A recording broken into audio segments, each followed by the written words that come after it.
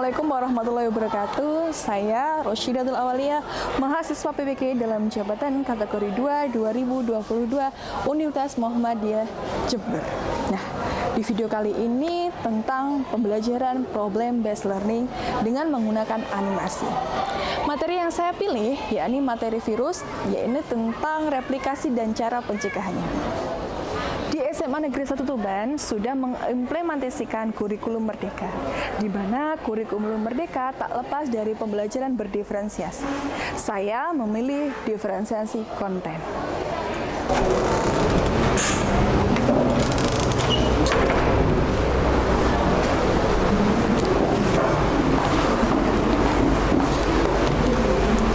Assalamualaikum warahmatullahi wabarakatuh. Waalaikumsalam warahmatullahi wabarakatuh. Selamat pagi semuanya. Selamat pagi. Bagaimana kabarnya hari ini? Alhamdulillah luar biasa. Generasi masa, generasi emas. Baik, alhamdulillah di pagi yang cerah ini yang sedikit mendung ya. Ada yang tidak masuk hari ini? Ada Bu Siapa yang tidak hadir? Nova. Naufa. Absen berapa? 25. 25. Keterangan? Sakit. Sakit. Oke, kita doakan semoga cepat sembuh ya. Amin. Ketua kelas, tolong dipimpin berdoa, Mas Zidan. Sebelum memulai pembelajaran pada hari ini, mari kita berdoa sesuai keyakinan dan agama masing-masing. Berdoa, mulai.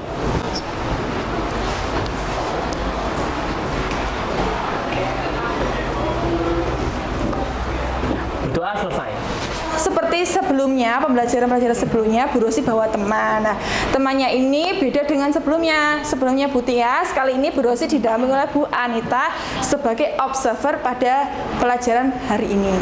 Ya, Bu Anita, silakan masuk.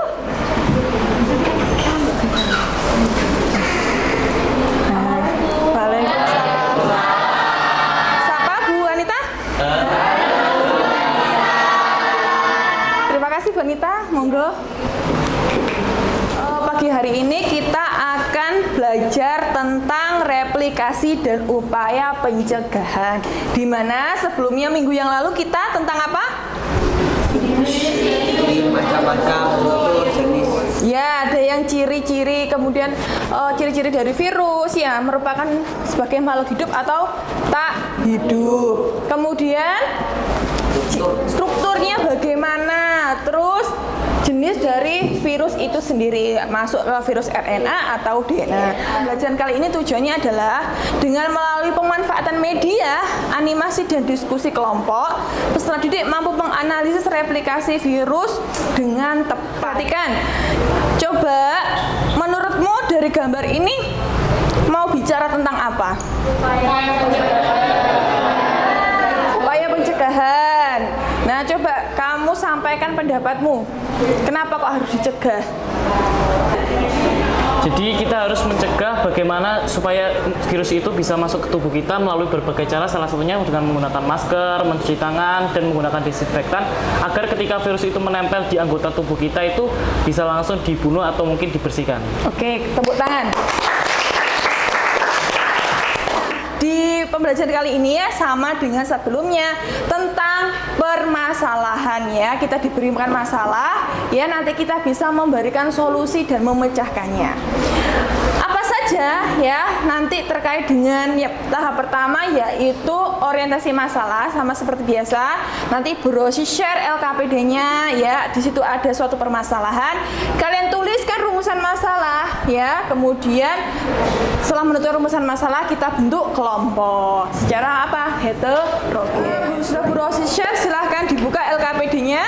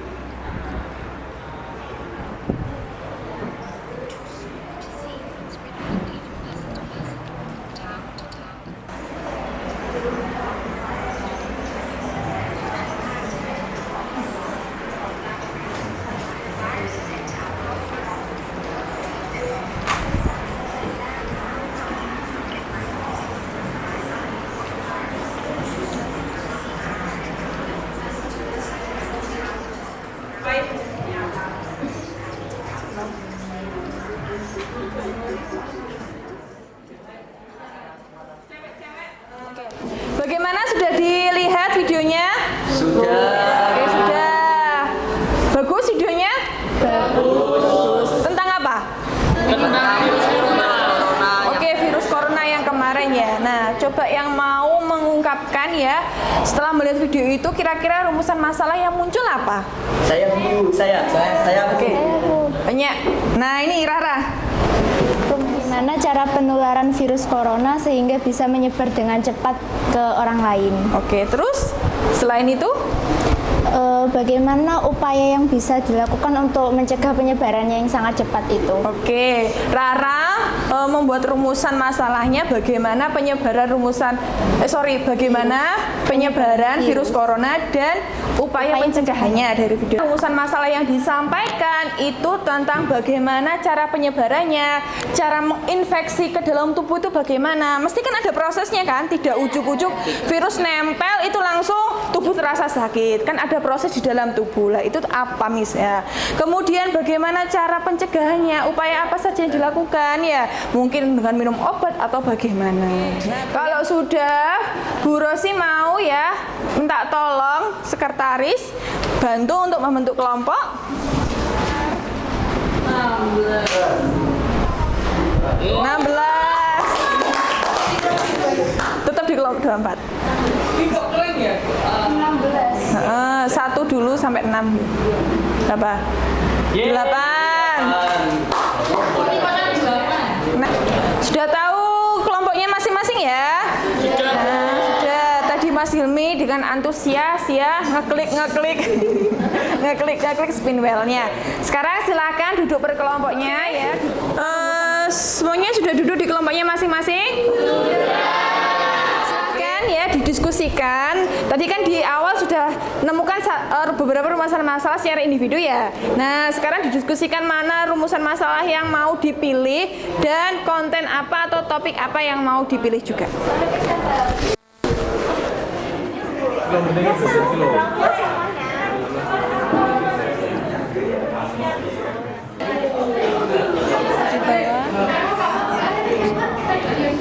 Oke, kelompok 5. sudah ditentukan temanya? Sudah. Apa temanya? Virus corona, SARS-CoV-2. Oh, SARS-CoV, berarti mengangkat yang terbaru ya. Coba Bu Rusi pengen tahu rumusan masalahnya apa? Rumusan masalah kita adalah Tiga Bu. yaitu bagaimana mekanisme virus SARS-CoV-2 dalam menginfeksi manusia. Lalu apa fungsi reseptor S2 pada tubuh yang memfasilitasi virus SARS-CoV-2 untuk masuk dan menyerang tubuh manusia? Untuk daulitik dan isogeniknya sudah dimasukkan apa belum? Belum. Nanti dimasukkan ya biar tahu ketika virus, sekarang kan bahas virus corona kan ya. Ketika menginfeksi tubuh biar kan tahu prosesnya bagaimana gitu kan ya. Nah, terus pengen tahu daulitik itu kayak gimana? Daulitik ada 5 tahap. Yang pertama ada absorpsi, Ya. terus ada penetrasi, ada sintesis atau epifase, lalu ada pematangan dan tahap lisis. Nah, itu nanti ketika kalian memasukkan, kalau sumbernya pakai buku ini nanti dimasukkan. Ini karangannya siapa? Coba dibuka Laksa. Karangannya dari Irnaning Tias dan Silva. Iya, Irnaning dan Tia Silva Sagita. Nanti kalau kalian memasukkan hasil dari buku ini, dituliskan ini bersumber dari siapa di daftar pustakanya dan di pembahasannya. Bisa dipahami? Bisa. Oke, silahkan dilanjut. Terima kasih, Bu.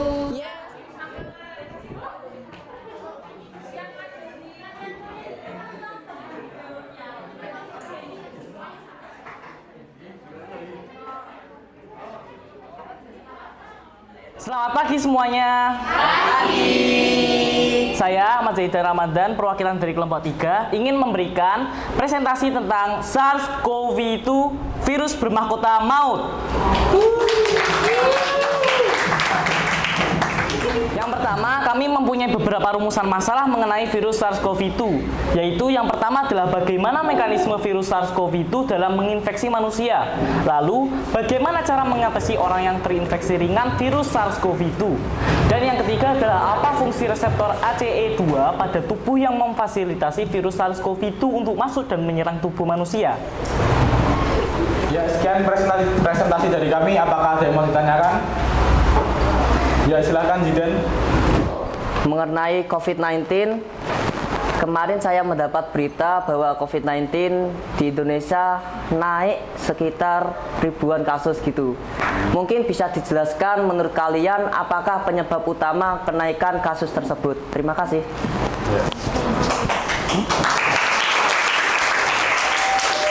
Ya, pertanyaan yang bagus dari Zidan.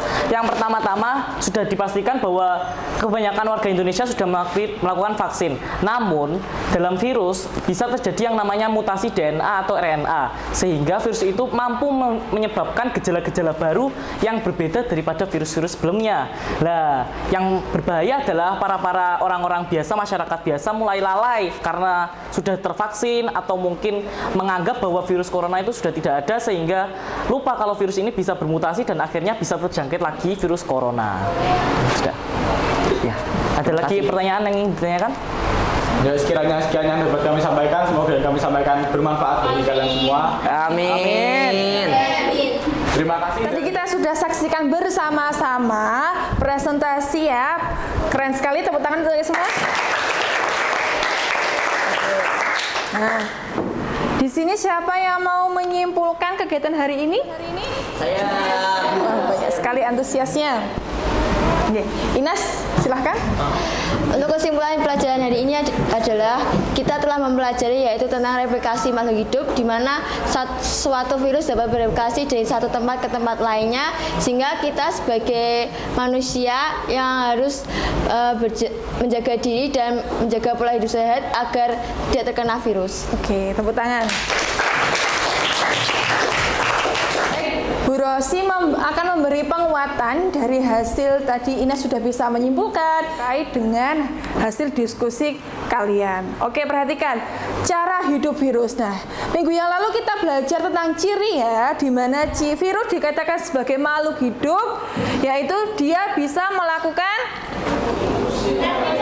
replikasi ya, atau perkembangbiakan diri. Nah, perhatikan reproduksinya bagaimana. Jadi reproduksi pada virus itu ya ada dua. Yang pertama kita sebut dengan siklus litik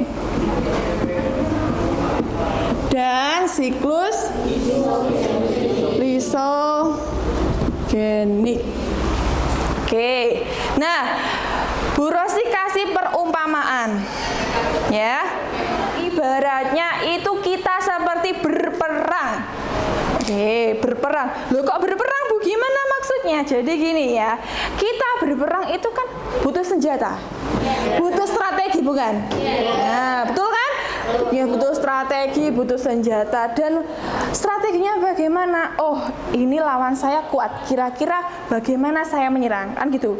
Ini lawan saya mudah ya, mudah di kalangan pertahanannya lemah, bagaimana nanti saya akan menyerang, kan seperti itu ya. Nah, virus juga sama ya, ketika dia melakukan namanya replikasi, dia akan mendeteksi dulu ya, mendeteksi bagaimana si yang akan selnya itu bagaimana keadaannya, dia kuat atau lemah ya.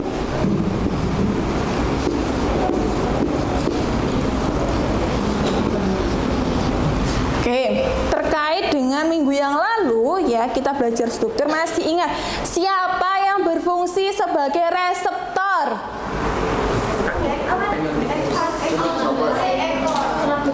Serabut ekor. Pintar, tepuk tangan.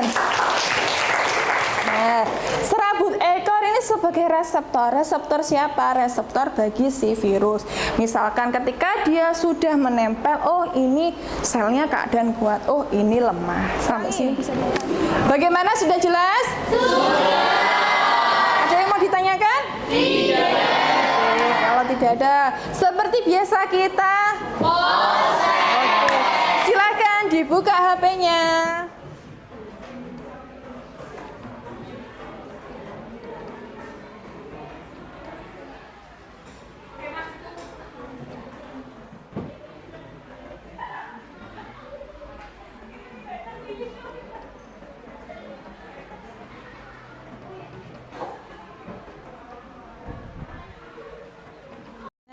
Sekarang kita sudah melaksanakan kegiatan dari awal ya sampai akhir, sudah Bu Rosi share toh linknya. silahkan keluarkan ya. Kita melakukan refleksi bagaimana tanggapan kalian. Apakah pelajaran ini menyenangkan, seru, bagaimana? Silahkan dituliskan. Dituliskan ya namanya, misalkan namanya Naufa, pembelajaran sangat seru. Nah, asik gitu. Ditulis. Minggu depan kita sudah melaksanakan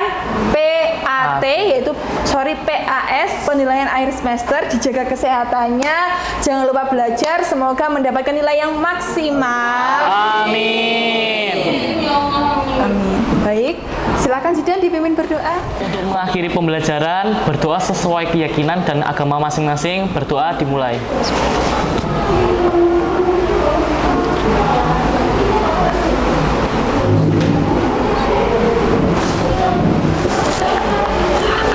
Berdoa selesai. Alhamdulillah, terima kasih Zidan. Berosi akhir ya, semoga apa yang kita pelajari hari ini dan minggu kemarin bermanfaat. Amin. Berosi akhiri, wassalamualaikum warahmatullahi wabarakatuh. Waalaikumsalam.